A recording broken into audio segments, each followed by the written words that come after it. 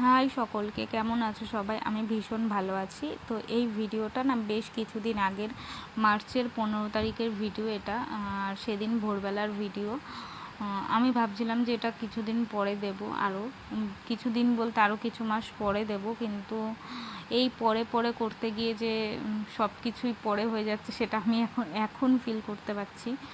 যে যেই জিনিসই ভাবি যে না এটা পরে করব, সেই জিনিসটা সত্যি হয়ে ওঠে না। এবং যদি হয়েও যায় দুর্ভাগ্যবশত, মানে দুর্ভাগ্য না, মানে সৌভাগ্যবশত যদি সেটা হয়েও যায়, কিন্তু সেই যে সেই অনুভূতিটা আর থাকে না। সেই জন্য দিই ভিডিওটা ভাবলাম।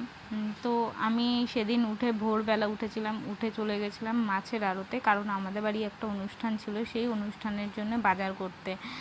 মানে চোখে হাজারো স্বপ্ন, মনে হাজারো দুশ্চিন্তা, কি হবে সেইটা নিয়ে। একটা বাড়ির অনুষ্ঠান মানে ছোটোখাটো হলেও সেটা তো অনুষ্ঠান। আর আমি কোনোদিনই কোনো কাজ নিজের হাতে, মানে এই রকম টাইপের এই ধরনের কাজ আমি নিজের হাতে করিনি।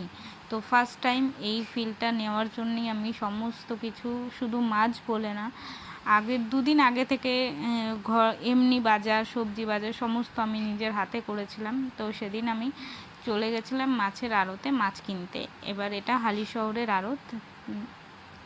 আমি নৈহাটির আড়তটাও চিনি না, কারণ আমি মাছ খাইও না খুব একটা। সেই জন্যে তুমি ভাবো আমি মাছ খাই না, সেখানে আমি চলে গেছিলাম মাছের আড়তে মাছ কিনতে।